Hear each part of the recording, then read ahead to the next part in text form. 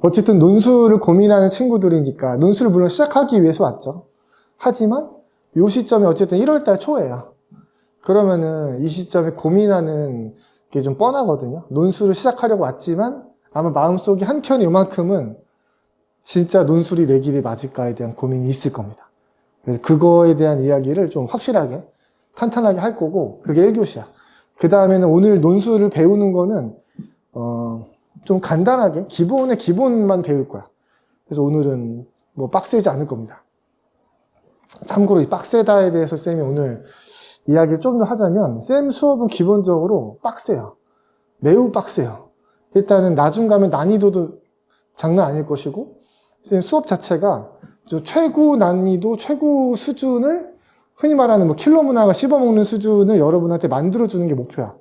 그래서 미리 말씀드리면은 여러분이 결국에 지원할 학교가 어디가 됐든지 간에 실력으로 서성안을 쉽게 뚫을 수 있는 거를 만드는 게 일단 기본적인 목표야. 서성안을. 연고는 물론 여기에 운까지 더해야 돼. 연고랑 서성안의 실력 차이는 크게 없어. 운까지 더하면 이제 연고라고 보면 되시고, 연고 서성안을 뚫어낼 실력을 갖추는 게 우리가 수업에서 목표고, 여러분이 선생님 좀 그 정도까지는 필요 없고, 저는 이제 성신여대, 덕성여대 갈 건데 이렇게 얘기를 해도 수업은 높은 난이도에 맞춰서 결국엔 갈 거야. 처음부터 그렇게 한다는 뜻은 당연히 아니고, 처음에 쉽게 가다가 우리 여름방학쯤 가면은 그 레벨에서 계속 놀 거야. 그러면은 여러분이 설령 그런 대학교가 아니고 조금 더 뭐랄까 좀 널널한 대학교라고 표현하면 될까? 아이들이 좀 덜 지원하는 대학교, 덜 인기가 있는 대학교를 갔을 때는 소위 날아다니는 실력을 갖게 되거든요. 그래서 쌤의 기본 컨셉이 오버스펙 만들기가 이제 안전하다는 생각인 거야. 그래서 100이 필요하면 110 정도를 우리가 갖추자라는 그런 마음으로 늘 가르칠 겁니다. 어쨌든 근데 논술이라고 하는 건 합격을 위한 여러 가지 수단 중에 하나예요. 교과 종합도 있고요. 내신이죠. 수능도 있고, 그 다음 논술도 있어요. 만약에 교과 종합이나 수능에서 이미 괜찮은 실력이 있으면, 성적이 나오면은 논술 안 해도 되거든요. 그래서 논술은 좀 본질적인 의미에서의 선택 과목이에요. 우리 사탐 선택도 하지만 사탐은 어쨌든 선택을 해야 되니까 그 중에 고르는 거잖아. 근데 이거는 할까 말까 해서 안 해도 되는 거야. 근데 하는 게 유리하면은 이제 우리가 도전하는 거고, 어떤 친구는 근데 이제 하는 게 유리하지 않는 경우도 있거든. 그 얘기를 좀 더 해보면, 결국에 합격하는 거 메달을 따는 거라 생각을 해볼게요. 메달을 따는 거. 금메달은 장학금. 얘는 그냥 들어가는 거. 얘는 이제 문 닫고 들어가는 거. 뭔지 알죠? 사실상 이제 기분은 얘가 제일 좋아. 문 닫고 들어가는 게. 뭐 2월 27일쯤 들어가는 애들이 있거든요. 제일 좋죠. 어쨌든 결국 상징적인 의미로 3등까지는 합격자고요. 4등부터는 떨어진다 해볼게요. 아마 4등은 예비가 내 앞에서 끊긴 정도겠지. 그게 4등. 그 다음 5등 막 이렇게 있을 텐데, 두 학생이 있다가 쳐보자. 둘 다 올림픽에 나가는 국가대표 운동선수인데, 한 친구는 뭐 수영이랑 100m 달리기를 나가는 거야. 그러니까 어마무시하지. 보통 한 선수는 하나만 하죠. 근데 이 친구는 재능도 뛰어나고 완전 슈퍼스타, 체육계에서 두 개를 모두 나가. 두 개를 나갈 만한 실력이 있어. 그래서 준비를 열심히 합니다. 매우 빡세게 살아요. 근데 두 번째 친구는 이 정도로 주목받지 못하는데, 이 친구는 뭐 100m 달리기 하나만 나간다 쳐보자. 100m 달리기 하나만 나가. 열심히 사는 건 둘 다 열심히 살아요. 근데 아무래도 이제 A 친구가 두 개나 하다 보니까, 그리고 이제 원체 빡세게 사는 인간이야. 그래서 B 친구보다 A 친구가 더 많이 훈련하고, 더 고민도 많이 하고, 또 모든 걸 다 많이 투자합니다. 시간도 그렇고, 잠도 더 덜 자고 하면서 빡세게 살아요.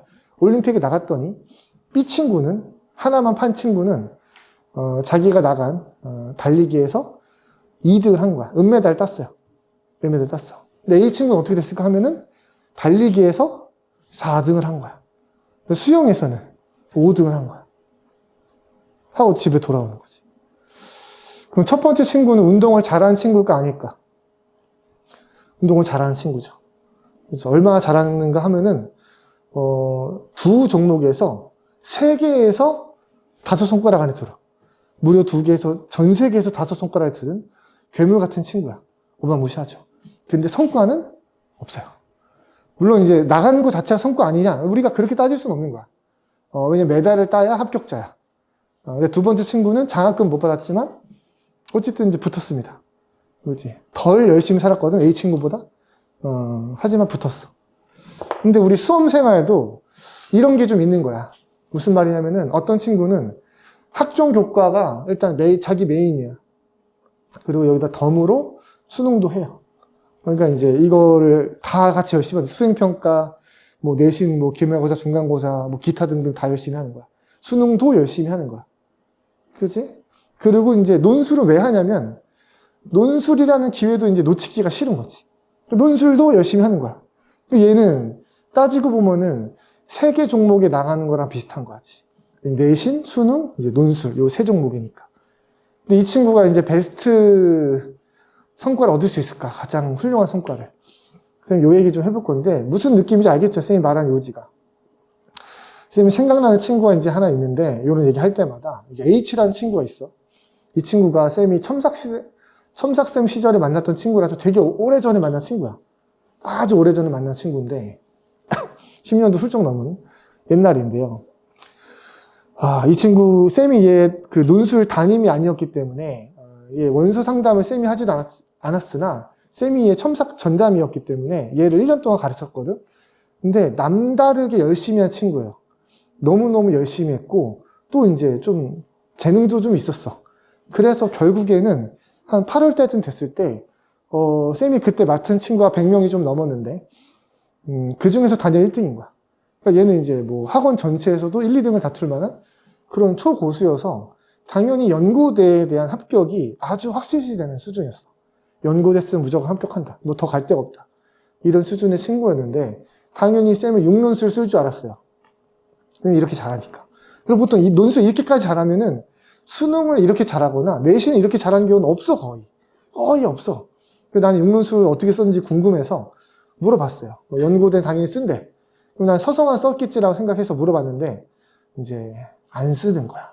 어딜 쓰냐면은 학종을 쓰는 거야. 나머지는. 학종으로 서울대, 연대, 고대를 쓰는 거야. 선생님이 그거 듣고 약간 느낌이 쎄했지. 어떻게 그럴 수가 있지? 논술 고인물인데, 초고수인데 학종으로 서울대 써? 물어보니까 내신이 전교 1등인 거야. 이제 고인물이죠. 이제 초괴수지. 선생님 좀 되게 놀랐어. 물론 그 이후로 이런 친구는 다시는 본 적이 없는데, 어쨌든 이제 이 친구가 그럼 결국 어디를 붙었는가 하면은, 서울대는 떨어졌어. 서울대는 떨어졌고, 학종으로 고대에 갔어요. 고대에 붙었어. 고대 경영학과야. 그리고 논술로 고대 경제학과를 또 붙어요. 고대를 2번 붙은 거야. 하나는 경영, 하나는 경제로 붙은 거야. 장난 아니지. 얘는 어디 갔을까? 고대 가긴 고대에 갔어요. 나머지는 떨어졌어. 나머지는 안 되고, 여기 2개 붙어서 간 거야. 쌤이 이런 생각이 들더라고. 고대를 2번 붙으면 서울대 보내줄까? 2개 모아가지고. 합쳐서. 아니지. 나머지는 버리는 거야. 얘가 학종으로 고대에 붙은 순간, 논술은 처음부터 한자도 공부를 안 했어도 이건 변하지 않는 거잖아. 쌤이 어떤 생각이 들었냐면은 서울대를 떨어진 게 마음에 걸리더라고. 아니, 이 정도의 내신이었으면, 야, 전교 1등이었거든. 이 정도 내신이었으면 논술을 왜 했지? 이런 생각이 드는 거야. 논술을 얘가 너무 열심히 했어. 눈에 띌 정도로. 그래서 이 정도 노력을 학종에 굳히게 쏟았으면 내신도 더 잘 따고 뭐 생기부도 더 잘 쓰고 이렇게 했으면 서울대가 가능하지 않았을까? 이런 생각이 계속 드는 거야. 이 친구는 물론 자기가 고대 간 거에 대해서 만족하고 갑니다. 하지만 계속 걸리는 거지. 계속 생각나. 논술하지 않는 게 좋았을 학생이다. 무슨 말인지 알겠죠? 이게 사람마다, 물론 얘는 모든 분야에서 잘하는 학생이었지만 베스트는 아니었던 거야. 누구나 자기만의 그 비교 우위라는 게 있어. 여러분이 이거를 객관적으로 정밀하게 파악을 했을 수도 있고 아직 못했을 수도 있는데, 너네가 원하는 대학교가 A라고 했을 때, 예를 들면 경희대라고 해보자. 난 경희대 이상은 반드시 가야 돼. 요 정도가 로망의 대학교고, 그 밑은 하기 싫어. 차라리 재수를 해서라도 여긴 가야 돼. 그러니까 경희대야. 근데 경희대를 가기 위한 그 합격 가능성이 내신에서의 가능성도 있고, 그지? 수능으로 했을 때 가능성도 있고, 논술로 도전했을 때의 가능성도 있잖아. 이 3개의 가능성 중에 논술이 1순위이거나 2순위여야 돼. 그러면 논술을 하는 거고, 3순위면 논술을 안 하는 게 맞다. 그런 얘기야. 그래서 쌤이랑 논술을 끝까지 열심히 하고 합격까지 거머쥔 친구들의 사실상 거의 전부는 논술이 1순위거나 아니면 1.5순위 정도지. 그런 학생들이 되게 많았다. 이런 말씀을 좀 드립니다. 그래서 이미 굉장히 잘하는 게 있으면, 특출난 게 있으면 그런 걸로 가는 게 맞다라는 얘기야. 여기 나와 있는 숫자는 크게 의미는 없어. 예를 들면 자기가 내신이면 1.5다. 그럼 논술을 왜 하냐 이거지. 1.7이다. 근데 물론 이런 경우는 있어. 뭐 자기가 1.9야. 1점대긴 한데 1.9야. 1.9면은 내신 엄청난 강자인데 1.9 정도의 친구가 마음속에 욕심내는 학교는 이제 최소한 연고되거든 아마도. 1.9여봐. 자 연고될 생각하지. 그동안 노력한 것도 있고. 근데 연고대는 못 가는 경우가 사실 많지. 왜냐면 뭔지 알잖아. 1.5 이하도 연고대 전국에서 너무나 많이 지원하기 때문에 안 될 수 있겠지. 그러니까 그런 눈높이 차이는 좀 있어. 그래서 그런 거에 조정이 물론 있겠지만 기왕에 잘하는 게 있으면 요 정도 학생들은 아마도 자기가 눈높이만 조금 낮추면 충분히 원하는 대학교가 이미 나온다. 그거는 한번 생각해보자. 수능도 비슷하지. 수능은 어떻게 생각하면 되냐면 구멍이 없는 학생이 있어요. 구멍이 없다는 거는 국영수 탐을 못하는 게 3등급인 거야. 못하는 게 3등급, 그리고 이제 웬만한 건 다 이제 1, 2등급. 그러니까 약점이 3등급이야. 이런 친구도 있어. 그러니까 얘는 정시파가 1순위인데, 물론 이제 3등급이 여러 개 있다면, 자기가 가진 점수가 뭐 연고 소성원이 안 나올 수는 있겠죠. 근데 어쨌든 간에 그래도 현재 배치표가 다 있잖아. 여태까지 모의고사 배치표가 나오잖아. 근데 마음에 드는 학교가 종종 나온다. 그러면은 이제 굳이 왜 하냐 이거지. 그런 얘기예요. 논술은 그래서 어떤 의미에서는 패자부활전이라는 이제 별명이 있어요. 왜냐면 1의 기회는 내신이었고 2의 기회는 수능이었고 이제 3의 기회가 논술인데 쌤이 사실은 이런 케이스야. 쌤 지금은 너무 옛날 얘기지만 그 백신고등학교에서 학교까지 밝히니까 되게 좀 민망한데 무슨 얘기냐면 유명한 공부 잘하는 선배 중에 하나였거든요. 근데 유명하다고 얘기하는 건 뭐냐면 쌤이 전교 1등을 했다거나 그런 건 아닌데 교사들과 교사분들이 후배들한테 뭔가 이렇게 공부를 열심히 하는 학생이 있었다라고 이제 뭔가 전설처럼 내려오는 그런 이제 유명한 노력파 학생 중에 한 명이었어. 쌤이 이렇게 얘기를 하는 게 왜 그러냐면은 쌤이 학교 다닐 때도 이제 쌤이 공부 잘하는, 물론 이제 잘하는 학생 중에 하나였지만 쌤이 공부를 진짜 열심히 했거든. 그러니까 진짜 열심히 했다는 게 쌤이 쉬는 시간에 놀아본 적이 손에 꼽아요. 3년 내내 쉬는 시간에. 수업 시간에 당연히 열심히 하고 쉬는 시간에조차도 나의 루틴이 다 있어. 쉬는 시간 뭐 10분, 5분 되니까.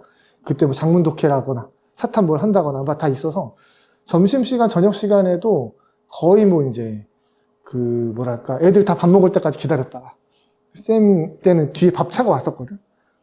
급식차가 와가지고 줄 서서 기다리지 않고 계속 이제 장문 독해나 사탐 모의고사 같은 거 풀다가 그거 끝나서 애들 거의 없으면 그때 가서 빨리 먹고 다시 공부하고 이런 걸 3년 내내 해가지고 되게 좀 친구들과 교사분들로부터 그런 거 인정을 좀 많이 받은 편이야.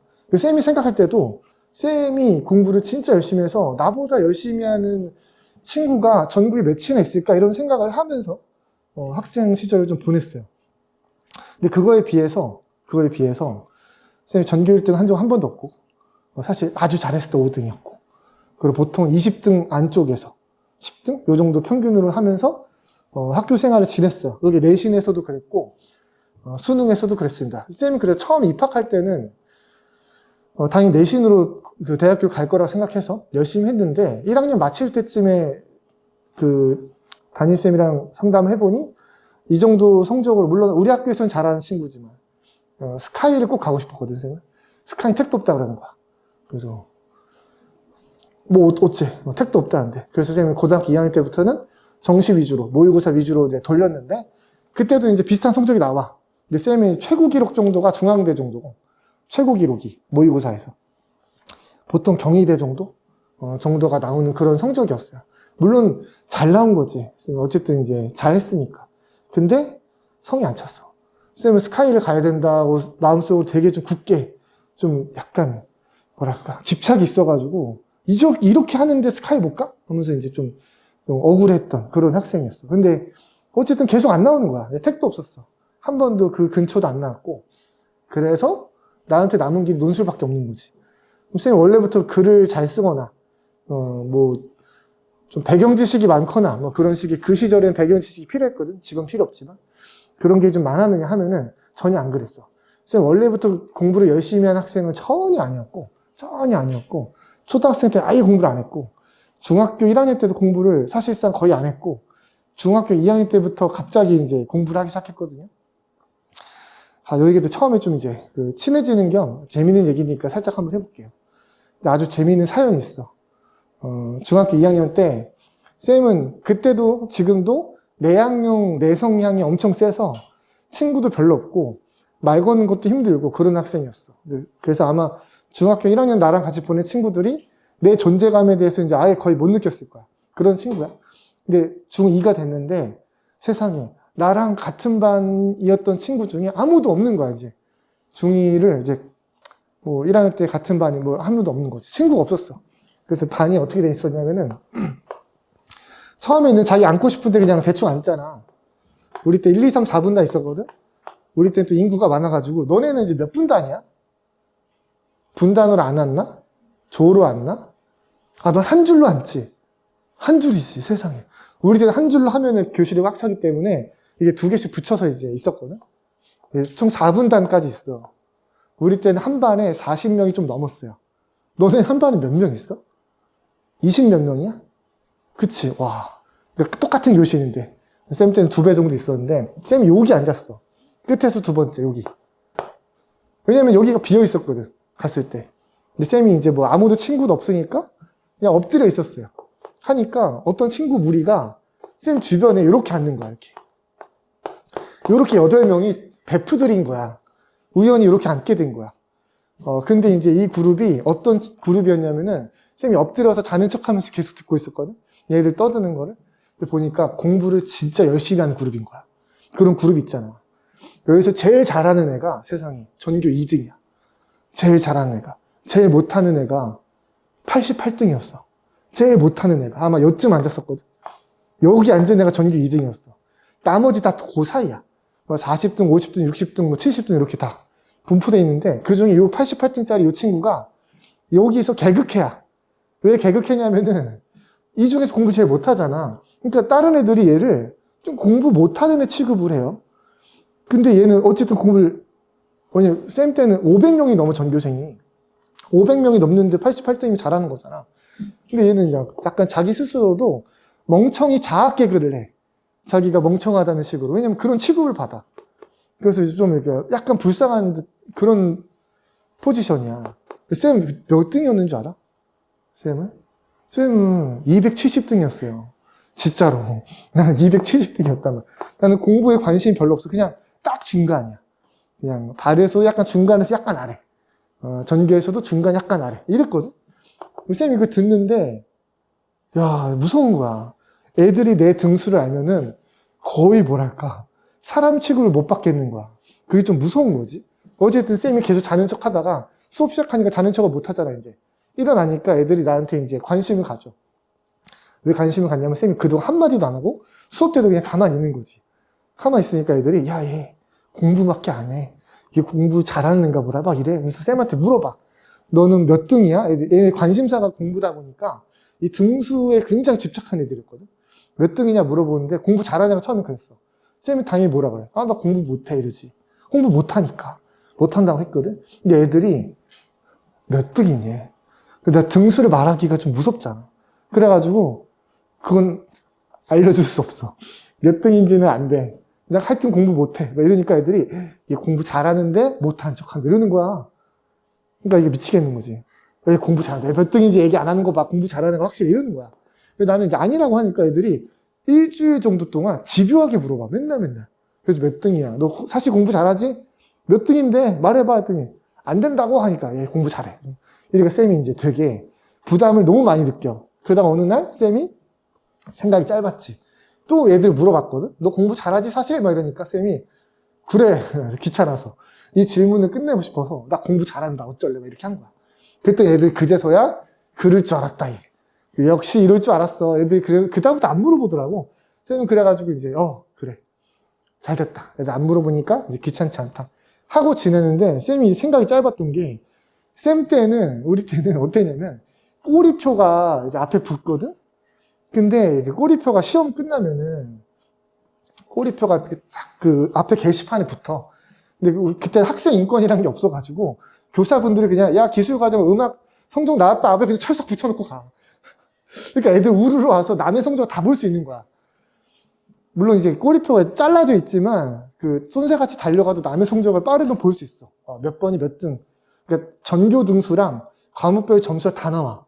그러니까 이제 그게 이제 그 생각 못했던 거지. 쌤이 그때 이제 철렁한 거지. 이게 들키겠구나. 그래서 쌤이 엄마한테 가서 말했어. 전학 가야 된다고. 답이 없다 엄마. 이건 지금 답이 없는 상황이다. 그때 엄마가 안 된대. 이유를 들어보시더니 엄마가 그런 이유로는 안 된대. 그런 찌질한 이유는 안 된다. 이런 식으로 말씀하시는 거였어, 내가. 도저히 답이 없는 거지. 엄마한테 안 된다고! 나 하면서, 나 지금 이제 큰일 났다고 하면서. 근데 엄마가 안 된다고 하니까, 그때 이제 중간고사 다가오는 이제 시즌이었거든. 그래서 쌤이 그때 처음으로 공부라는 걸 열심히 해봐요. 그전에는 안 했어, 그냥 대충 살았는데, 애들이 다행히도 이 그룹이 공부를 열심히 하는 그룹이었잖아. 나를 공부를 잘하는 인간으로 인식했기 때문에 나를 껴주더라고.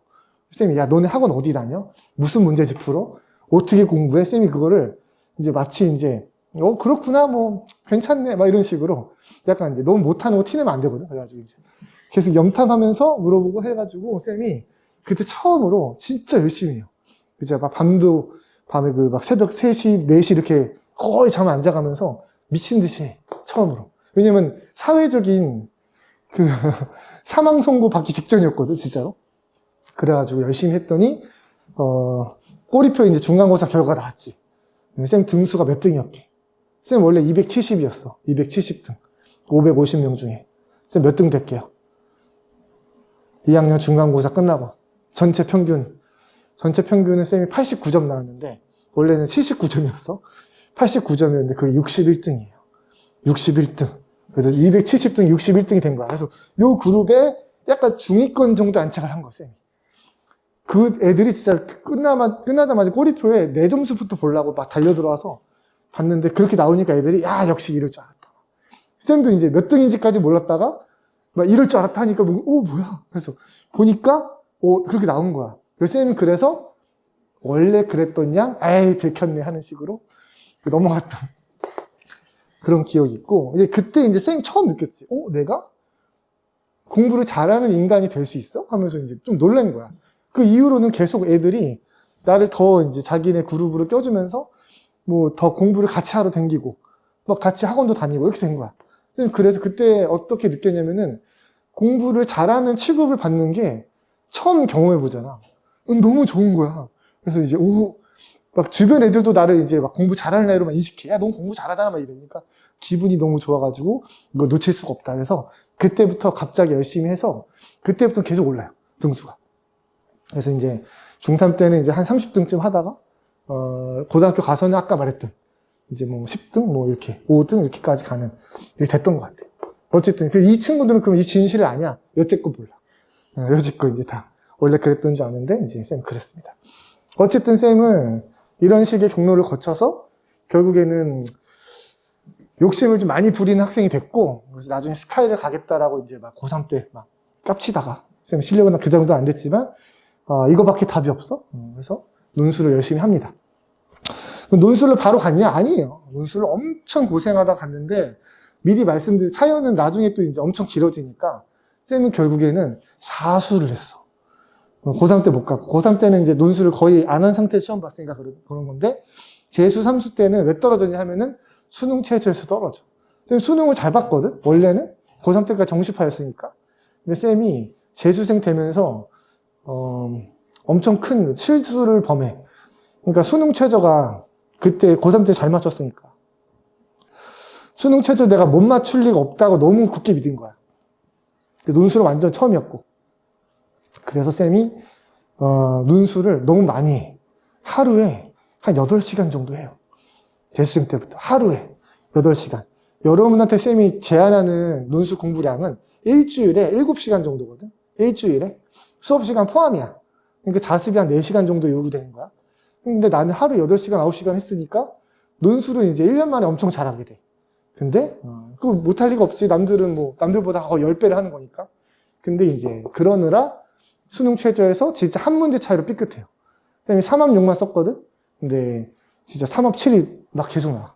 근데 나는 이제 맞춘 줄 알고 또 대학교 가서 시험 보고 가서 수능 성적표 나오니까 이제 이게 뭐야 하면서 떨어진 그게 이제 2번이나 있었어. 그래가지고 수능 최저에 떨어지는 마음도 쌤이 되게 잘 알고 어쨌든 그런 우여곡절 거쳐서 결국은 수능 최저가 없는 서강대학교를 간 거죠. 이런 식의 사연이에요. 쌤이 이 얘기를 좀 길게 했는데요. 좀 친해질 겸 해서 이제 말씀드린 것도 있지만 더 중요한 거는 쌤이랑 같이 공부해서 논술을 합격을 꼴이 난 친구들 중에 상당수가 이런 경로를 거쳐 내신으로 들이댔다가 수능으로 들이댔다가 둘 다 뭔가 아쉬워. 논술로는 내가 생각했던 그 꿈의 학교를 노릴 수가 있는 거야. 그래가지고 열심히 했다. 이런 친구들이 대부분이에요. 근데 이게 기회 요인이 돼야 되거든. 그 말씀 좀 드려볼게요. 기회 요인이 되냐? 우리가 수능 영어 생각해 볼게. 수능 영어가 작년 수능이 엄청 어려웠던 거 아시죠? 되게 유명했어. 쌤한테도 되게 좀 이제 의미가 컸는데 안 좋은 의미로. 왜냐면 논술 수험생 중에 영어를 포함시켜서 수능 최저 맞추는 애들이 진짜 많았어. 왜냐면 절대평가니까. 덜 쫄렸거든. 그래 영어 위주로 많이 한단 말이야. 근데 그 영어가 어렵게 나와가지고 이제 다 기대하던, 영어를 원래 기대하던 등급이 예를 들면 2등급인데 그게 하나씩 다 밀린 거야. 그래가지고 최저 못 맞춘 애들이 특별히 많았어. 작년에. 그래가지고 쌤도 되게 안 좋았는데 어쨌든 영어 만점자는 있겠지? 작년에도?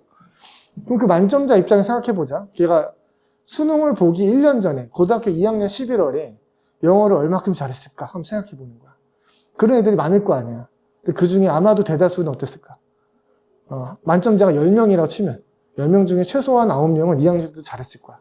1년 전에도, 그치? 그럼 걔 고1 때는, 고1년 전에 어땠을까? 잘했을까, 못했을까? 당연히 잘했겠지.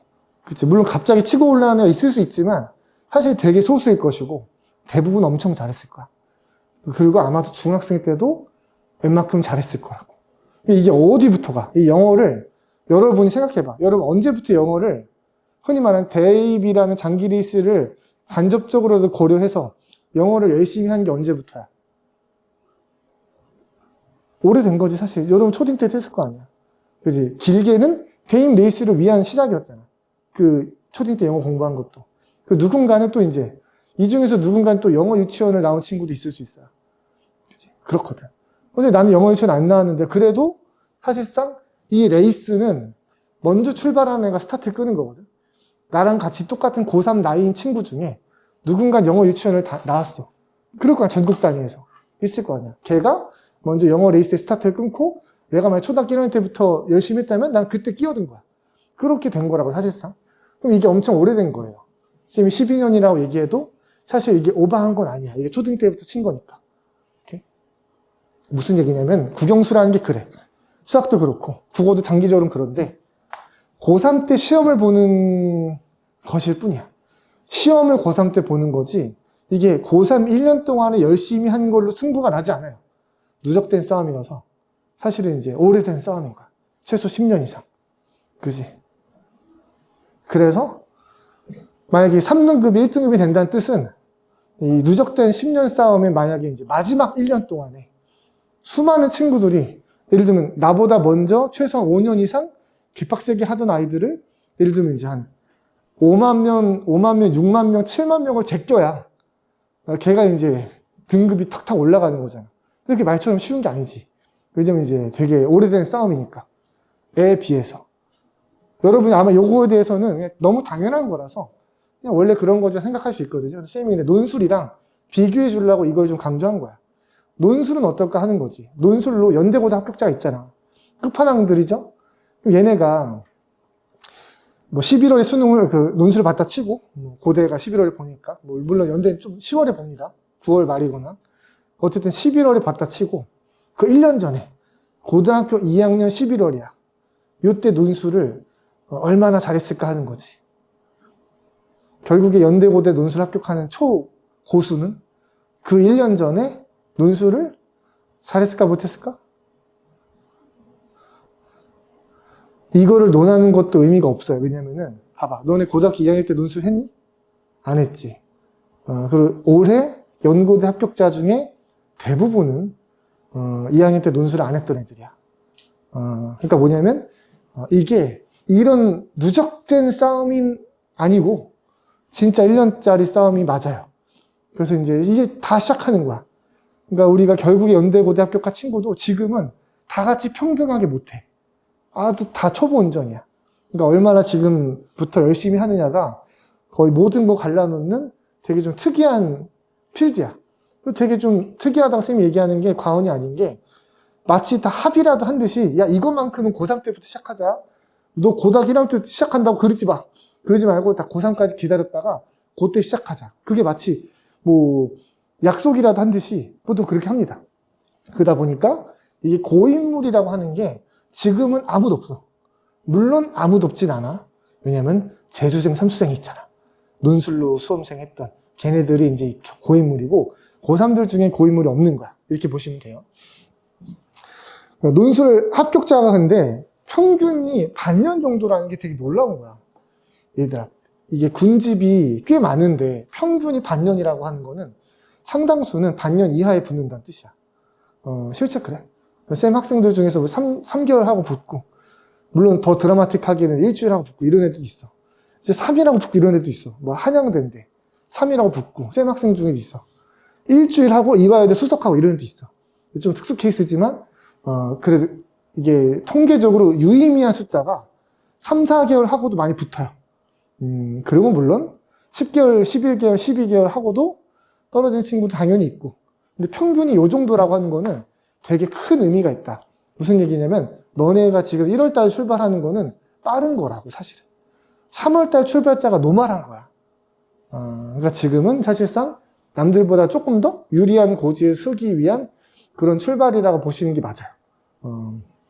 그 다음은 수능이라고 하는 거는 사실 한 번 보잖아. 정시파 얘기를 하자면은 물론 내신이야 시험 많이 보지만 쌤이 수능 볼 때마다 이런 전화를 많이 받거든. 수능을 대박 나서 전화하는 친구도 있어요. 왜냐면 논술이 납치가 되니까 안 가겠다. 이런 애들이 있어. 되게 이제 기분 좋은 전화죠. 쌤한테도 이제 아주 훌륭한 좋은 성과 냈으니까 좋은 전화인데 수능을 망쳐서 전화하는 친구들도 있죠. 그러니까 수능 최저를 못 맞춘 거지. 원래 뭐 3학년 이렇게 많이 써놨는데 이게 안 나온 거야. 3학 8 이렇게 나온 거야. 그래서 막 대부분 못 가. 그런 친구들은 이제 되게 안 좋은 목소리로 전화를 하죠. 울면서 전화하는 친구도 사실 많고. 어떤 애들이 더 많을 것 같아? 대박이 많을까? 망친 애들이 많을까? 망친 애들이 많겠죠? 얼마나 많을까? 10배는 많은 거야. 그게 현실이거든. 근데 쌤이 이제 논술은 6번 시험 보잖아. 6번 다 망치는 애들은 사실상 되게 드물어요. 그러니까 한 번이라고 하면은 그거 망칠 수도 있어. 근데 6번 다 망치는 애들은 거의 없고, 6번 다 노멀하게 본 애들도 별로 없어. 무슨 말이냐면 한두 번은 또 잘 봐. 평소보다 잘 봐. 그래서 보통 평균적으로 한두 번 잘 보고 한두 번 노멀하고 한두 번은 망치는 거야. 그런데 괜찮아. 망친 거 있어도 돼. 왜? 6개 중에 하나만 붙어도 되니까. 그걸로 갈 거 아니야. 6개는 다 내가 가고 싶은 대학교를 쓴 거거든. 그래서 논술이 그런 면에서도 안정성이라는 게 좀 있어. 그래서 고인물판이 없는 거, 그리고 이제 안정성이 있는 거. 이게 논술에서 나올 수 있는 기회다. 그리고 사실 그 기회를 잡으려고 하는 이유는 사실 요 수능 최저 때문이죠. 요건 쌤이 여러분한테 드린 자료 있어요. 이제 뭐 안 적어도 돼. 한 번은 여러분이 세게 정리를 해야 될 거기 때문에 쌤이 이번 시간에 이것까지 세게 정리하고 이제 마칠 건데 1교시를 뭐 1합 3, 2합 7 이거 어떻게 보는지는 다 알 거니까 위에서부터 한번 볼게. 경희대가 아주 특이해요. 경희대는 체육이 그리고 요 밑에 보면 한의대도 있죠. 체육은 실기가 있는 거 아니에요? 실기 없어요. 그냥 체대생을 순수 논술로 뽑는 거야. 영어도 안 나오고 수학도 안 나오고 그냥 논술로 뽑아. 근데 이제 원래 경희대는 최저가 여기 있지. 2하 5예요. 근데 2하 5는 경희대의 인기도에 비하면 이미 널널한 최저야. 경희대 인기가 장난이 아니게 높아서 경희대 인기도에 비하면 이하보는 괜찮다고 아주.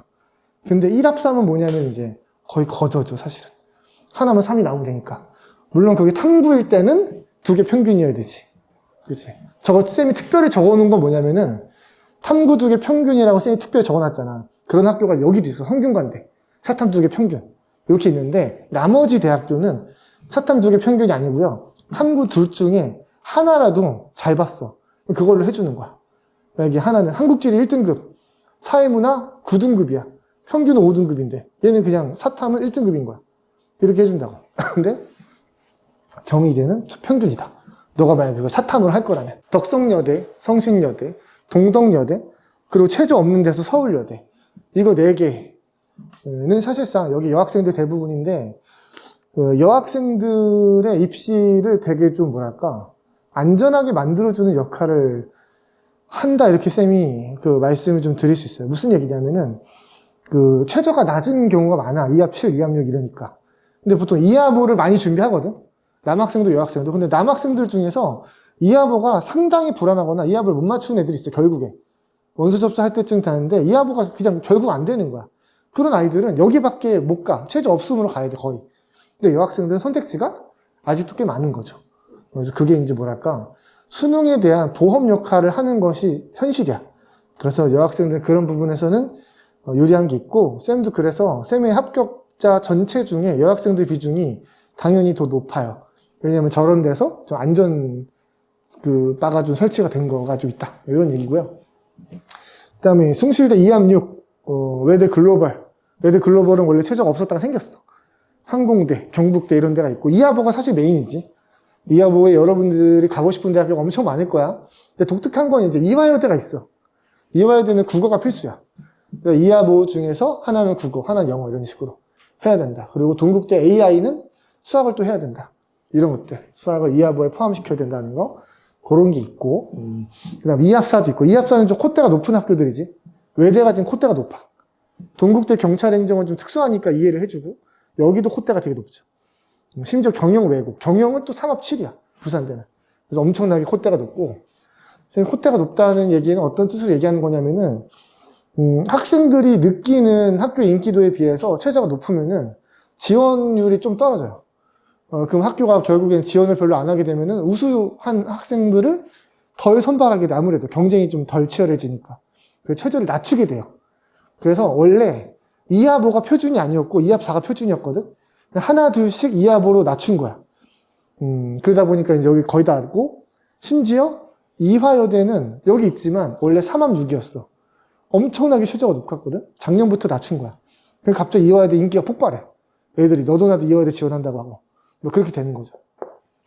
그래서 이제 여기가 2합5고, 그 다음에 3합 시리즈는 3합 6, 3합 7이 이제 메인이죠.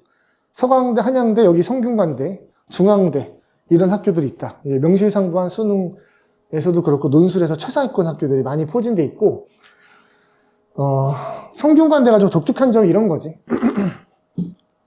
사탐 2개 평균 아까 얘기했잖아. 근데 과탐은 또 이제 상위 1개야. 그래서 내가 하나라도 과탐을 한다. 이게 지금 문이과 구분이 형식적으로 없거든. 그래가지고 이제 과탐이 하나라도 껴있으면은 그 과탐이 평균보다 높으면, 예를 들면 물리원이 1등급, 한국지리가 9등급이야. 얘 평균은 5등급인데 물리원이 1등급이면 그걸로 해준다. 탐구를 1등급으로 해준다. 는 거지. 근데 이제 그게 둘 다 사탐이면은 그냥 평균으로 하고, 이런 차이가 있고요. 제2외국어도 하나 쳐주고, 사탐으로. 그 다음에 중앙대학교는 영어를 조금 관대하게, 조금 삐끗해서, 가령 이제 작년처럼, 원래 1등급 나오던 애가 절대평가 어려워서 2등급 될 수도 있잖아. 그래도 그냥 3합 6으로 해주겠다. 너를 이제 2등급, 1등급으로 쳐주겠다. 그런 식의 안전장치가 좀 있어. 그 다음에 3합 5는 콧대가 높은 경우지, 이제. 글로벌 시리즈. 이건 뭐 그럴 수 있지. 성균관대 글로벌은 성균관대 스스로는 스카이급이라고 생각을 해요. 그래가지고 이제 저렇게 좀 한 거야. 뭐 그럴 수 있죠. 그 다음에 경희대학교 한의학과. 이건 메디컬이니까, 3합4를 우리가 이제 인정해야 되고, 사실은. 왜냐면 한의대가, 경희대가 탑이니까. 한의대 중에서도. 그건 뭐 그렇고요. 쌤이 학생들 중에서 경희대 한의대는 또 이제 어떤 그룹이 있냐면은, 쌤 학생들 중에서 장기로 계속 논술을 놓지 않고 안 돼도 계속하는 그런 그룹이 있어. 대다수가 저것 때문에 하는 거야. 심지어 그 중에는 연대 합격자도 있고, 성균관대 글로벌 합격자도 있고, 직장인들도 있어요. 직장인들 중에도 막, 보통 학생들이 선망의 직업으로 꼽는 그런 직업들 있잖아. 뭐뭐사, 혹은 뭐, 방송국, 이렇게 뭐, 아나운서, 막 이런 대단한 분들도 이제 경희대, 한의대를 위해서 이제 계속 하는 분들도 있다. 왜냐면 또, 한의대가 그게 없잖아. 정년이 없잖아. 요새는 특히나 이제 대기업 들어가도 50대까지 다니는 거는 되게 소수야. 그러니까 40대만 돼도 이제 약간 걱정이 많이 되는, 40대 한 초중반 정도 되면 이제 걱정을 많이 해야 되는 그런 경우도 되게 많아서 그게 어떻게 보면 너무 짧은 거지. 20대 중반에 들어가도 45세면 20년밖에 안 했는데 나와야 되는 경우가 너무 많은 거야. 근데 100세까지 살아야 되는데 근데 그 뒤에 뭐 하지? 이렇게 되니까 막 맨날 치킨집만 들어가고 대한민국 막 이렇게 되는 거잖아. 그러니까 우스갯소리 하는 거지만 무슨 말인지 알죠? 그러다 보니까 이제 계속 이거를 오랫동안 하기 위해서는 이게 낫다 이렇게 판단하는 그런 직장인들도 좀 있어. 그런 것도 쌤이 그런 관점이 있다는 걸 좀 소개를 해드리는 거야. 글로 이제 꼭 해라 이런 뜻이 아니고. 그 다음 고려대지 뭐. 고려대는 흔히 말하는 최저 중에서 최저의 가치가 좀 별로 없달까? 뭐 이런 식의 말씀을 드려도 되죠. 왜? 최저의 가치는 하나를 못해도 된다 막 이런 거야 원래. 하나가 구멍이야. 딴 건 다 1, 2등급 나오는데 수학이 8등급이야. 이래도 막 되잖아. 3합 7, 3합 6. 근데 두 개를 못해도 되잖아. 이하고는. 그렇지. 두 개만 잘하면 되잖아. 근데 고대는 사실 그런 게 없지. 물론 다 1 뜨고 나 뭐 하나가 뭐 4 뜬다 이러면 몰라도 구멍이 있으면 안 된다라고 하는 최저가 또 이제 있는 거고. 뭐 스카이니까 인정할 수밖에 없죠. 저게 과한 최저는 아닌 게 연세대에서 최저가 있던 시절에 4합 7이었어. 4합 8 정도는 고려대 입장에서 한 발 양보를 한 거야. 그러니까 인정할 수밖에 없죠. 그 다음에 이제 여기 수능 최저 없는 데가 있고 제일 눈에 띄는 거는 사실상 당연히 연세대죠. 연세대는 거의 9월달 말에 시험 본다 생각해야 돼. 너네 연세대를 마음에 품고 있다면 첫 번째 당연히 논술을 잘해야 되는데 논술을 사실상 합격으로 가는 친구들 중에 공부라는 게 좀 통계적으로 그런 면이 좀 많긴 한데 시험 보기 거의 뭐 한 2주 전쯤 돼서야 비로소 그 정도의 실력을 갖추는 친구들도 사실 많아. 무슨 말인지 알지? 막 미리부터 막 극상위권 찍고 이런 애들도 있지만 사실상 대다수는 거의 9월달, 10월달에 이제 끝까지 끌어올려서 실력 맞춰놓고 그걸로 시험 봐서 합격하는 거거든. 근데 연대는 너무 일찍 봐. 9월달 말이야, 9월달 말. 지금부터 생각해도 얼마 안 남은 거야. 어떤 면에서는. 그래서 너네 연대를 마음속에 둔다면은 좀 당연히 1월달 출발자가 월등히 유리할 것이고 그 중에서도 좀 처음부터 빡세게 할 준비를 마음을 좀 단단히 먹어야 돼. 쌤이 나중에도 이제 이후에 수업에서 또 얘기할 텐데 우리 여름방학 정도부터는 재첨삭 통과 기준이 되게 높아지거든. 근데 만약 연대를 마음을 품고 있는 친구들은 사실 거의 3월달쯤부터는 이제 기초 떼고 난 3월달 출발 정도부터는 이미 이제 장학금 레벨 정도 돼서야 만족하겠다라는 마음을 가져야 돼. 지금부터 이제 고인물이 되겠다라는 마음을 가져야 되는 게 좀 세고, 근데 이걸로도 모자라지. 왜? 영어가 나오는데, 영어가 나오는 학교는 3개야. 연대, 그리고 한국외대 인문계열, 이화여대 인문계열, 이렇게 영어 3개 나오거든? 근데 연대는 인문이든 사회과학이든 다 나오는데, 난이도가 문제야. 외대랑 이화여대에서 나온 영어 지시문은 영어 지시문의 난이도가 영어 절대평가로 3등급 정도면은 충분히 잘 풀어요. 근데 연대의 영어는 1, 2등급 나와야 돼. 그러니까 3등급이면 안 된다. 1등급이 나와야 돼, 사실은. 2등급도 사실 좀 버거운 경우가 많다. 이렇게 보통 보고가 돼. 연대를 만약에 너네가 진지하게 노리면 육모에서 1등급 따와야 돼. 육모 영어 1등급 따와. 쌤이 이제 이렇게 얘기하는 거 뭐냐면은 쌤이 어차피 너네 원서 접수할 때 쌤이 거의 정해줘. 그러니까 왜냐면 너네 논술 실력과 너네 합불의 가능성은 너네보다 내가 월등히 더 잘 알아. 그래서 내가 거의 정해준단 말이야. 그래서 그걸 쌤이 연대도 이제 나중에 쌤이 이렇게 할 거거든. 연대를 꼭 쓰고 싶으면은 쌤한테 상의를 미리 해라. 이렇게 얘기를 해요. 그래서 쌤이 이제 6월달 넘어서는 이제 좀 그거를 상담을 해. 그 신청자들한테 연대 쓰고자 하면은. 그러면 쌤이 막 어떤 친구한테는 안 돼, 막 이래. 쓰지 마. 그래서 버리는 카드야. 이제 쌤이 약간, 아까도 얘기했지. 쌤이, 이거 튀어서, 선생님 막 희망적인 얘기를 해주시면 안 해줘. 왜냐면 쌤은 이제 그거보다 확실하게 붙는 쪽을 이제 쌤이 좀 권유하는 편이야. 물론, 쌤이랑 합의를 하죠. 뭘 합의하냐면은, 쌤의 목표는 너네 광탈 방지야. 6개 중에 다 떨어지는 거를 무슨 일이 있어도 막는 게 쌤의 목표이자 역할이고, 사실상 근데 6개 중에 1개 정도는, 뭐, 인간이 그 정도 자유는 누려야 되니까, 뭐 지르는 게 있다. 이런 거지. 연대를 지르는 애들도 있어요. 어쨌든. 근데 더 문제는 뭐냐면 수학이에요, 수학. 수학도 나와. 그러니까 이제 영어랑 수학이 동시에 나오는 경우는 연대밖에 없어요. 근데 다른 학교도 수학 나오거든? 가령 건국대, 중앙대, 이화여대, 경희대, 한양대 수학 나옵니다. 근데 여기서 나온 수학은 수리 논술인데, 물론 비중은 작죠. 그러니까 대다수가 인문 논술 나오고 그 중에 한 문제 정도가 수학이 나오는 그런 꼴인데, 대다수가 요구되는 수학 레벨은 미리 한번 들어보세요. 수학을 지금 현재 잘하는 친구들은 1등급 나온 친구는 건대나 한양대가 되게 적합해. 킬러 문항 위주로 나오는 거야. 수리 논술이. 중앙대는 2등급 정도. 이화여대랑 경희대, 의사회과학 계열에서는 3등급 정도도 오케이. 그러니까 3등급이 수리논술을 하는 경우는 이 2개밖에 없는 거야.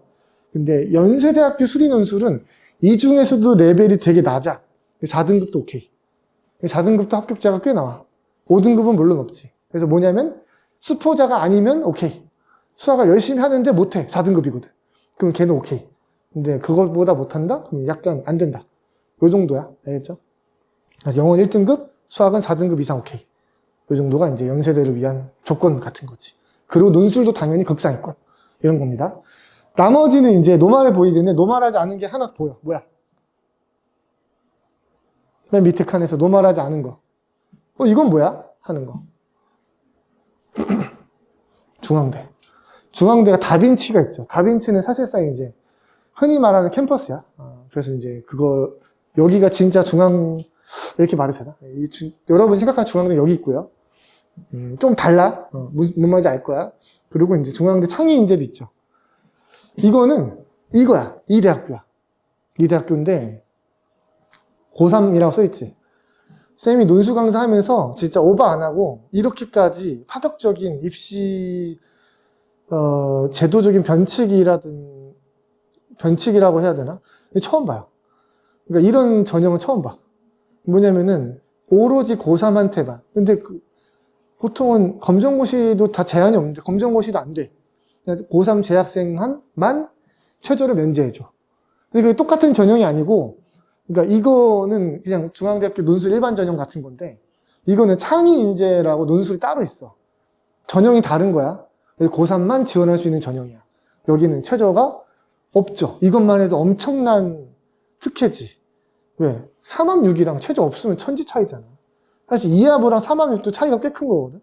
아예 면제해주는 건 엄청난 건데, 사실 이거 플러스 의미가 또 엄청나게 큰 게, 잘 생각해봐 얘들아. 고3 논술 실력 평균과 재수, 삼수, 사수를 포함하는 N수생 논술 실력 평균 중에 어디가 더 높을 것 같아? 고3 논술 실력 평균과 재수생 언니 오빠들의 논술 실력 평균은 비교가 안 돼요. 후자가 훨씬 높은 거야. 왜냐면 재수생들은 교과 종합 위주의 학생이 별로 없어요. 거의 없어. 재수생은 정시 아니면 논술이 거의 다야. 그리고 이제 보통 고3 때 논술을 열심히 해서 잘하는 친구도 있지만 재수생들부터 어떤 애들도 사실은 되게 많이 하면 논술을 진짜 많이 하는 애들도 꽤 있거든. 그래서 가끔씩 어떤 애들도 있냐면 봐봐.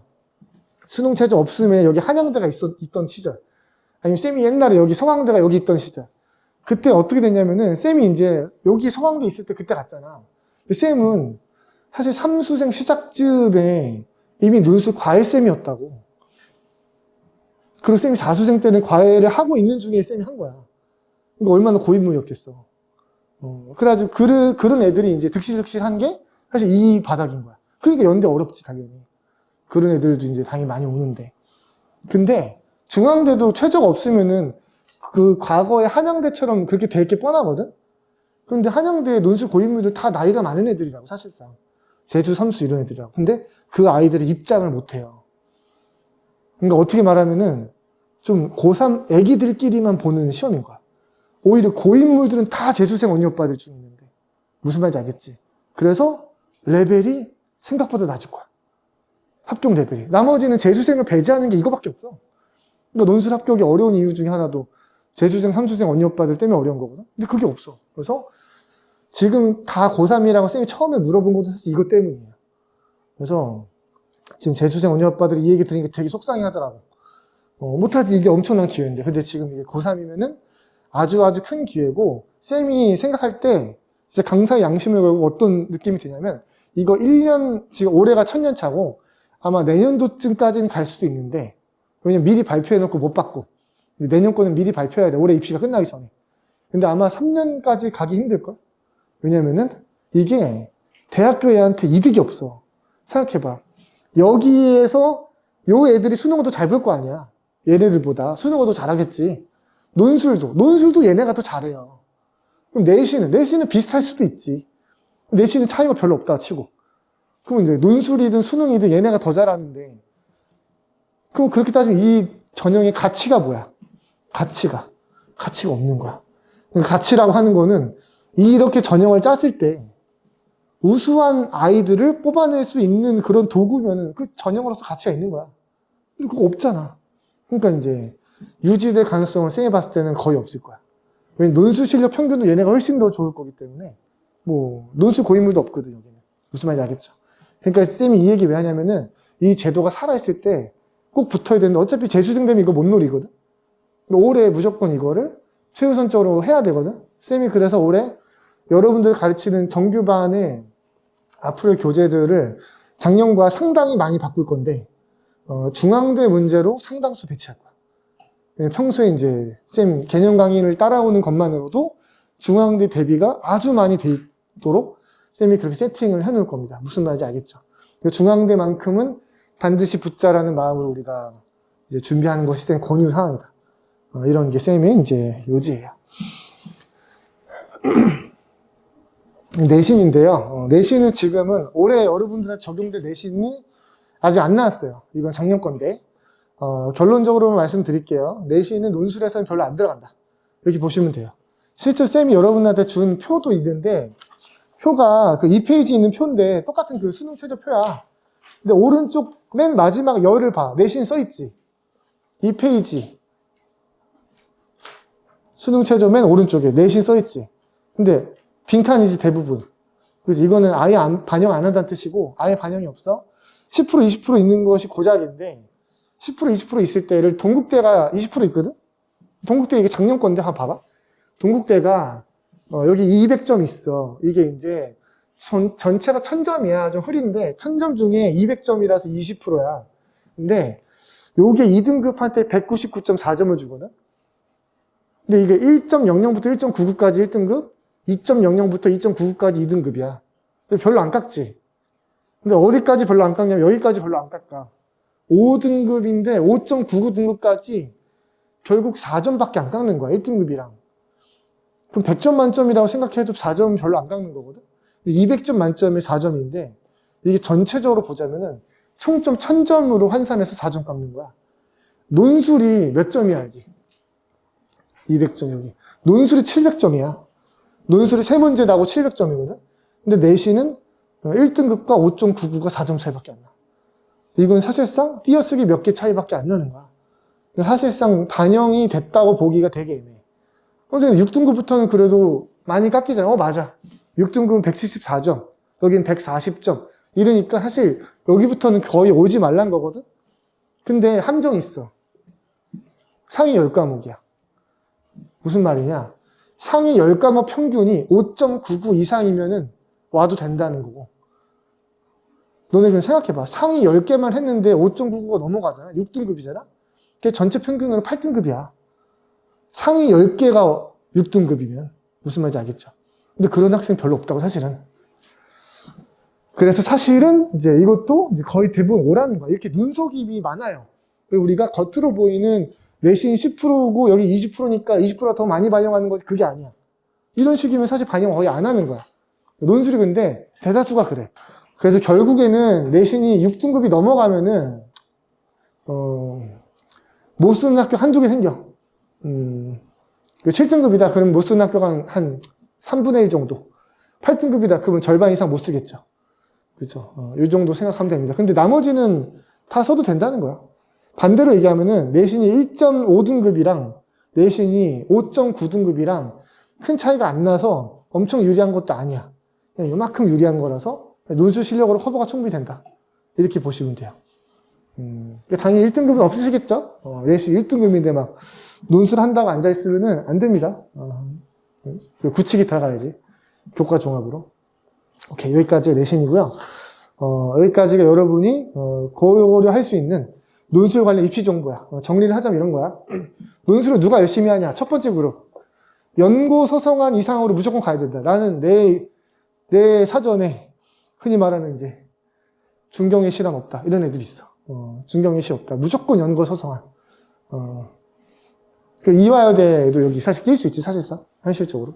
요 정도 이상으로만 가야 된다. 근데 내신으로도 그 정도는 안 되고, 수능으로도 요 정도는 안 된다. 사실 쌤이 이런 케이스였고, 학생 때. 이런 친구들이 사실상 논술러 중에서도 진짜 열심히 논술을 하는 친구들이죠. 왜냐면 얘네들은 보통 모든 공부를 다 개빡세게 하는 애들이야. 그래야 논술도 되게 잘해서 열심히 하고. 그다음 사실 대다수는 여기 포진돼 있어. 논술로 10명 있다고 한다면 그 중에 사실상 8명이 여기야. 그러니까 나머진 괜찮은데 뭐 수학이 4등급 이런 친구들. 나머지 다른 건 그래도 1, 2등급 나오고 뭐 2, 3등급 나오는데 뭐 국어가 4등급 이런 경우. 그런 경우가 이제 약점 1개. 사실 약점 1개인 경우는 이걸 따져봐야 되더라. 내가 국어랑 영어랑 탐구를 잘해. 근데 수학을 못해. 그럼 이 친구가 수학이 4등급인데 원하는 대학교를 정시로 가려면 최소한 수학을 2등급으로 올려야 돼. 나머지는 괜찮고 이미 도달했고 얘를 열심히 해야 되는데 수학을 여태까지 열심히 했는데 4등급인 거거든. 이거를 이제 1년 동안 4등급에서 2등급으로 드라마틱하게 올리는 게 만만치 않다는 것에 대한 감각이 있을 거야. 어렵잖아. 난이도가 있지. 이 난이도랑 생각해봐. 만약에 3합 6, 3합 7을 간다는 거는 여긴 똑같이 가겠지. 이걸로 3합 7을 맞출 테니까. 근데 여기 수학을 빼고 다시 뭐가 오는 거야? 여기 논술이 오는 거야. 근데 논술은 몇 등급 정도 해야 될까, 얘들아? 물론 논술이 9등급제는 아니지만 우리가 등급으로 비유해야지 너네가 알아듣기 편하거든. 논술을 몇 등급 정도 나와야 될 것 같아? 1등급이야. 이게 무서운 거야. 그러니까 논술로 결국에는 상위 4%? 상위 5%? 그러니까 내 밑에 한 95명 있어야 돼. 100명이 있다고 칠 때. 그 정도 레벨에 도달해야 얘가 안전한 거거든. 거기에 도달하는 난이도가 있을 거야. 아직 논술을 몰라가지고 내가 여기 도달하는데 얼마나 될지를 모를 거야. 근데 아마 겨울방학이 끝날 때쯤에는 알게 될 거야. 어느 정도 감이 있을 거야. 내가 이게 더 쉬울지, 이게 더 쉬울지. 이거를 따져보는 게 이제 유의미한 그룹이 바로 약점이 1개인 그룹이야. 그게 비슷하면은 둘 다 끌고 가는 거고, 해봤는데 이게 더 낫다 하면은 3월달부터 논술을 버리고 여기 몰빵하는 게 나을 수도 있고, 해봤는데 그래도 이게 낫겠다 싶으면 얘가 논술 1순위가 되는 거야. 무슨 말인지 알겠지? 그리고 사실상 약점이 2개인 친구부터는 이런 걸 따지는 게 의미가 없어. 왜냐면 여기 국어도 오잖아? 만약에? 그럼 당연히 얘가 더 쉬워. 당연히 얘가 더 쉬워. 논술이 흔히 말해서 재능바를 받는 그런 교과목이라고 생각하면 안 돼요. 전혀 달라. 그러니까 우리가 여러분이 오해할 수 있는 것 중에 예를 들면 뭐 시를 쓰거나 소설을 쓰거나 이런 건 재능이 필요하겠지. 문학적인 글쓰기는. 근데 논술은 어떤 글쓰기냐면은 글쓰기 중에서 가장 무미건조하고 딱딱한 그런 글쓰기고 거의 공학적 글쓰기에 가까운데 이게 어떤 종류라 생각하면 되면은 그냥 논문의 글쓰기 방식인 거야. 이 얘기를 좀 더 해볼게. 요것만 하고 이제 쉬는 시간 가질 거야, 얘들아. 논술을 출제하고 평가하는 사람들 교수님이잖아. 그렇지. 근데 교수는 글을 잘 써, 못 써. 예를 들면은 고려대학교 체육학과 교수인데 국가대표 투포한 선수 출신이고 투포한을 잘해서 투포한으로 석사 박사를 했고 그래서 고려대 교수야. 근데 이분이 이제 우리나라 예를 들면은 뭐랄까 뭐 페미니즘 문화에 대해서 글을 쓴다 쳐봐. 근데 우리가 이제, 이분은 고려대 교수니까 이런 거에 대해서 한 말씀 하실 그런 어떤 뭐 역량적인 자격 조건이 있다라고 우리가 무조건 믿기는 좀 어려울 수도 있어. 무슨 말이지? 왜냐면 이분이 투포하는 엄청나게 잘하겠지. 투포하면서 한 말씀 하시면 다 이제 경청할 법한 그런 메시지겠지만, 이분이 뭐라고, 그치? 자기 전공도 아닌 것에 대한 그런 얘기를 함부로 할 수 있을까에 대한 내용 적합성, 내용 전문성, 그리고 글쓰기를 잘할까? 투포안을 잘할 수 있지만, 이건 또 모를 수도 있다는 게, 우리가 물론 교수 평균은 그냥 보통의 직장인 평균보다 높겠지. 하지만 교수라고 해서 모두 우리의 논술문을 평가할 만한 역량이 똑같을까 하면은 딱 보면은 다를 수도 있는 거야. 국문과 교수는 잘하겠지. 철학과 교수도 잘하겠지. 근데 경영학과 교수도 잘할까? 하면은 모르겠어. 그치? 이런 얘기가 있는 거야. 봐봐. 근데 결국에 모든 교수님은 우리의 논술문을 평가할 만한 역량이 다들 탑티어 수준으로 굉장히 높아. 그게 경희대 체육학과건 아니면 이제 뭐 서강대학교 철학과건 거의 비슷한 수준 높을 거라고. 이상한 거거든 원래. 이게 왜 그런지 설명해 줄게. 교수님들이 업으로 삼는 게 대학생들을 가르치는 것이 아니야. 우리가 대학교 가면 교수님한테 수업 듣지만 우리한테 그게 전부일 수 있지만 교수한테는 학부생을 가르치는 거는 아주 마이너한 과업 중에 하나야. 그분들의 주 업무는 뭐냐면 1번 자기가 연구를 하는 거야. 교수가 연구를 해야 되잖아. 그지? 연구의 결과물이 뭐니? 연구를 해서 뭘 발견했어. 이거를 전 세계가 알아들을 수 있게끔 정리해서 발표하지. 이게 뭐야? 논문이잖아. 교수는 맨날 논문을 쓰고, 그 두 번째, 이분들이 주로 가르치는 학생들은, 지도하는 학생들, 훈련시키는 학생들은 사실 대학원생들이야. 그렇지? 대학원생들한테 뭐를 지도해? 연구를 지도하지. 그리고 논문을 지도하죠. 논문 지도가 또 엄청나게 빡세요. 가려 있잖아. 그 박사 따는 게 되게 어렵거든요. 박사 따는 게 얼마나 어렵냐면은 가령 서울대학교 박사 과정을 수료했다는 건 어쨌든 박사 과정 3년인데 3년 동안 수업을 다 마쳐서 학점도 괜찮게 땄어. 이런 사람 100명 있다고 쳤을 때 이분들이 졸업과 동시에 논문을 통과할 확률이 있잖아. 10%도 안 돼. 논문 통과는 졸업과 동시에 되는 건 사실상 거의 사기캐고 대다수가 그로부터 이제 졸업하고도 몇 년을 더 논문을 통과받기 위해서 그 제출했다가 바꾸먹고 고치고 다시 고치는 요 작업을 많이 반복해.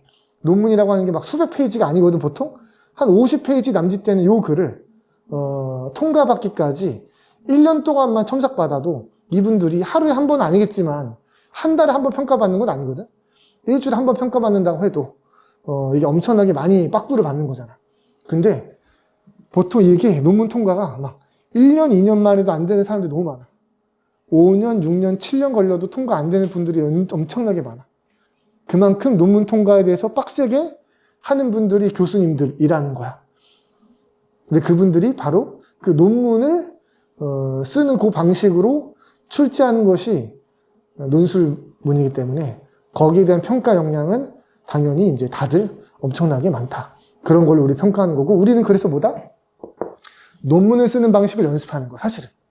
그래서 여러분들이 쌤이랑 같이 훈련하는 요 글쓰기 방식, 말하기 방식 다 있을 텐데, 그거를 대학교 입학해서도 그대로 하시면 돼요. 똑같이 글 쓰시면 돼요. 왜냐면 그걸로 여러분이 학부 때 좋은, 어차피 글쓰기, 서술, 논술형으로 시험 볼 거거든? 그런 걸로 좋은 평가를 받을 거야. 왜냐면 그분들이 학술적 글쓰기를 인정한 바로 글쓰기를 이제 대학교에서 쓰는 거니까. 그게 똑같이 하시면 돼요. 그래서 소위 재능빨 게임이 아니야. 왜냐면 이 논문이라고 하는 게 목적이 좀 어떤 문학적인 뭐 쾌감 이런 게 아니고 그냥 그 학술적인 연구 성과를 전 세계인들 누구나 오해 없이 전달받도록 규정된 어떤 그냥 그 아주 건조한 그냥 프로토콜이야. 어떤 재능을 요하는 게 아니야. 그래서 우리가 그거를 연습을 할 거니까 그렇게 열심히 하면은 누구나 할 수 있어. 근데 물론 그 재능이 달라. 모든 친구가 다 똑같이 처음에 똑같이 잘하냐, 똑같이 못하냐, 그건 아니야. 누군가는 조금 더 출발이 좋고, 누군가는 덜 좋을 수 있어.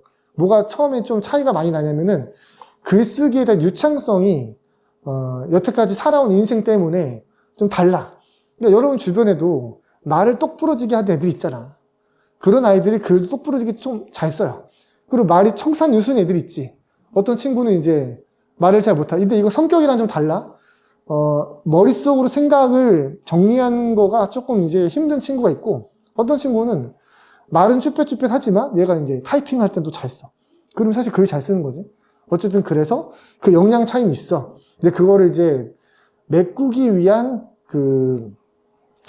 장치도 재첨삭이라고 또 있으니까 그걸 통해서 자기가 더 열심히 버텨내면 되는 거야. 오케이. 좋습니다. 그게 이제 논문이고. 세 번째는 사실 수능 체제를 못 맞추는 친구들이야. 이거는 이제 이하부도 못 맞추고 여학생인데 2합 6, 2합 7도 못 맞추는 경우도 사실은 있어. 전국 단위에서 사실 많아. 그런 친구들은 최저 없는 데를 섞어 쓰는 친구도 있는데 최저 없는 데만 쓰는 애들도 있어. 그런 애들 쌤이 이제 논술 수능 최저 없는 전사들이라 그래. 논술의 전사들. 걔네들은 이제 수능을 거의 안 쓰게 되거든. 수능 최저를 못 맞추니까. 그런 애들한테 쌤이 이제 논술 하루 7시간 하라고 시키고 거기에 할당되는 이제 과제들이 있을 거 따로. 그런 친구들은 쌤이 언제 쌤이 그걸 조사해서 본격적으로 이제 할 거냐면 산모 보고 나서 쌤이 한번 싹 조사할 거야. 산모 성적 가지고 할 거고. 수능 진짜 없는 전사도 있고. 마지막은 이제 뭐냐면 논술 적성에 관련된 얘기인데 요거까지 하고 이제 마칠 거야. 느린 독해자는 뭐냐면 수능 국어 공부를 여태까지 할 때 여러분이 이제 연습할 때 이런 적이 있을 거야. 시간 제한을 두지 않고 비문학을 읽어. 시간 제한을 두면은 내가 10문제 중에 한 6문제 정도 맞추거든. 근데 시간 제한을 거의 두지 않고 그냥 이해되는 속도 차분하게 읽었더니 갑자기 10문제 중에 한 개 정도밖에 안 틀린 애들이 있어. 갑자기 정답이 확 올라가. 그런 아이들은 사실 거의 처음부터 논술이랑은 잘 맞는 독해 역량 가지고 있을 가능성이 높아. 왜냐면 논술은 빨리 읽으면 안 되는 게임이야. 오히려 천천히 읽어야만 되거든. 그래서 수능이랑 너무 잘 맞는 애들은 논술 지문 읽으라고 해도 그 미친 듯한 속도로 여러 번 읽어버려. 근데 그게 되게 불리해. 마치 뭐처럼 불리하냐면은 마라톤 경주인데 갑자기 100m 달리기 하듯이 가는 애들이 있어. 처음엔 되게 빨라 보이지. 근데 걔네 완주도 못할 거야. 이런 게임이라서 논술을 일부러라도 천천히 봐야 돼.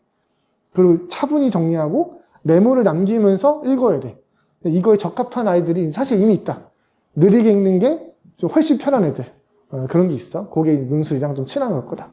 여기까지가 논술 관련 입시 정보, 누가 논술을 더 하기 적합한가에 대한 얘기예요. 되게 길었죠. 요 정도 세게 정리했으니까 앞으로 요거 관련 고민은 별로 없을 것이다.